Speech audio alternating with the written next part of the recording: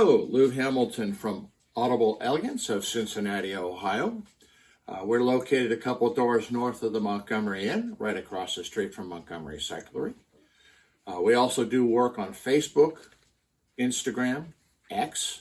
I do write a blog, and it's really important to please subscribe to the channel and comment because I get great ideas and I get inspiration from you're willing to look at the videos to keep me going forward.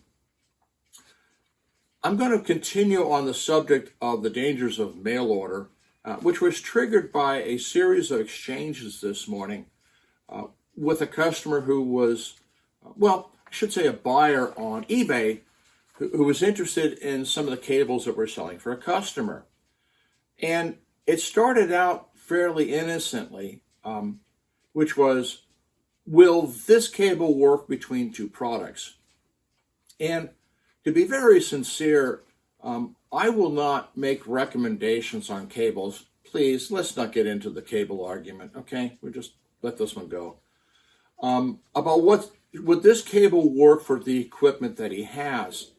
And the problem I had is I have no experience with his products themselves. I don't know what happens. And so I responded by saying, well, I don't know. I simply don't know. And I took some time to, within the messaging, to explain what factors are involved. And that resulted in me receiving more messages about links to the equipment site and all sorts of specifications. And again, that's all really interesting, but it doesn't help me if I'm going to try to give you honest and sincere answers. And as I tried to point out to him, there are plenty of people out there, either because they need to do it or, for personal reasons, or they got a drug habit, I don't know, who are willing to tell you that everything's going to be wonderful if you just buy their stuff. And if they've got no experience with the product, you're really buying a pig in the poke.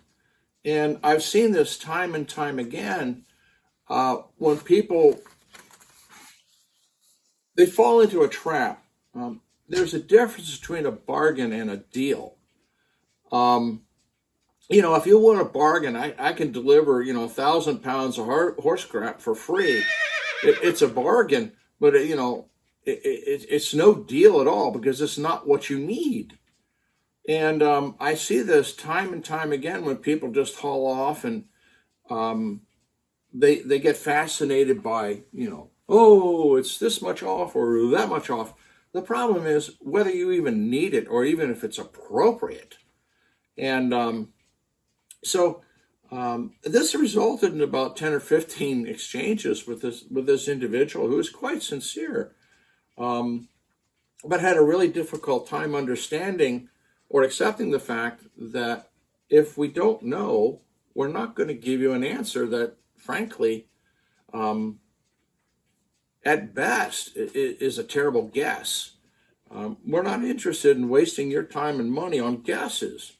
Either we know the information or we don't. But when you start mail ordering this or you start reading, God knows what somebody has posted on the web about this, that, and another thing, you're just going with a pig in the poke.